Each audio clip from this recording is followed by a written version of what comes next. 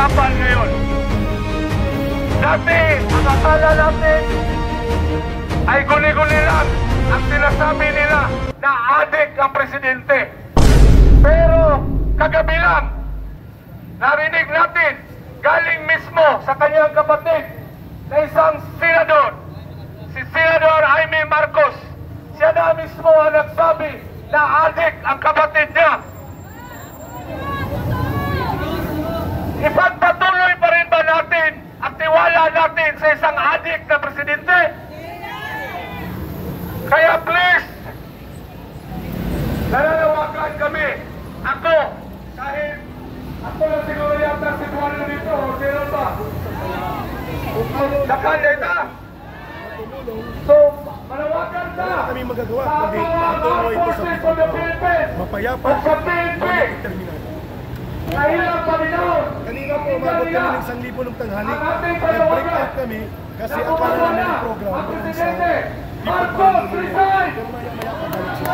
Marcos resign! Marcos resign! Anak sa mga tingog sa Bisaya, Marcos resign! Marcos resign! Ang sabi nila, mag-resign ko si Marcos kasi daw, mga DDS tayo. Nawala sa wastong katinuan. Alam ko, ako, ang lingkod sa akong DDS. Ako ang founder ng Duterte Riders Team nationwide. Buong Pilipinas ang grupo na sinayo ko. Pero, wala na politika dito. Hindi tayo, wala tayong pinipiling politika. Kahit sa snap election tayo, bumaba lang ang presidente.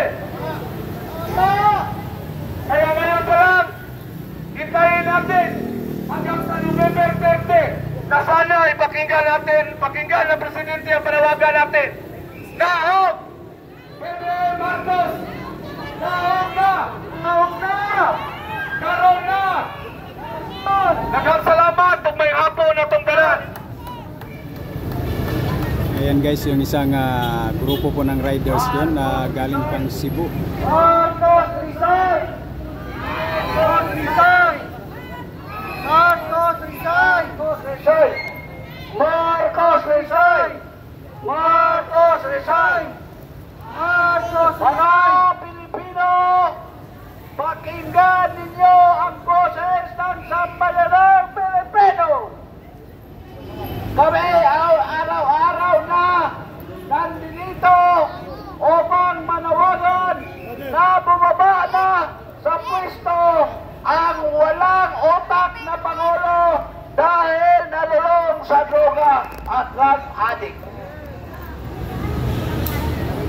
Sabi nila, merong ilan lang naman na ayaw daw sila kay Bibi Sara kung mawala at bumaba si Bongbong Marcos. Kung ayaw ninyo kay Bibi Sara, di wag, kasi kami po ay sumang-ayon sa konstitusyon na ginawa ng taong bayan na yun ang susundin. Kung ayaw ninyong sumunod sa konstitusyon, mga barbarian kayo! Huwag na kayong kumain sa pira ng gobyerno! Kasi ang konstitusyon talaga ang masusunod! At sino ang isusunod na presidente sa bansa sa ngalan ng konstitusyon? Duterte! Duterte! Duterte! Duterte! Duterte! Yan!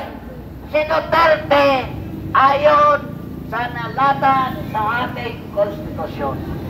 Walang ibang makaharap dyan kasi sabi ng militar, armed forces at police, kami po ay sumang-ayon at sunod sa konstitusyon. Ibig sabihin, hindi nila harangan ang pag-upo ni Bibi Sara bilang susunod na presidente pangalip sa aalis na bangag na Pangulo. Tama ba? O ngayon, ako po ay manawagan sa sa ating mga kaparian. Kayo po ay sinusunod namin ayon sa inyong moral na pagtuturo sa amin.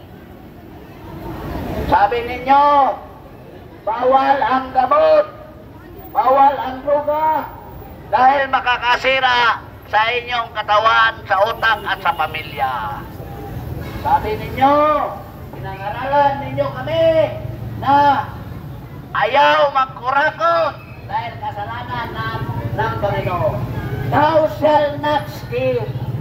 Nasa 10 utos yan ng ating, ano yung tawag natin, God's commandment. Diba? So ngayon, ang presidente ay nagnakaw. Ibig sabihin, nagkasala siya sa ating Panginoon. Ngayon, kung nagkasala ang presidente dahil ninakaw niya ang pira ng taong bayan, sisigaw na kayo na BBM resign! Marcos resign! Marcos resign! Marcos resign! Marcos resign! Yun ang pangaral niyo sa amin na ang kawatan magnanakaw ay isang thou shall not steal ay isang Yan, maraming bultok na tao kasi dumating, oh. ha? Paglabag sa utos ng Panginoon. Hindi paglubag na lubag. Labag. Ito parang yung galing si Cortador. Let us advance the law of the church that has been set to us by God. Iba yung mga tao That ba? thou shalt not steal is a crime against God. So we hope ang ating kaparian ng CBCP manawagan na Marcos resign! Marcos resign! Marcos resign! Marcos resign! Ayan, nagsakong dumating, guys.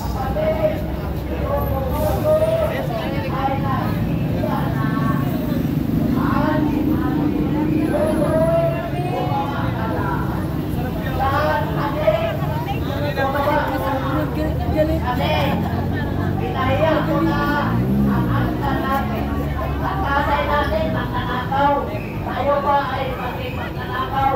Wala na ang mga kinabukasan ng ating pamilya bumbong. Ang mga apo natin, ang mga anak natin, ay nagkahiya na ang kanilang harapin sa bansang ito.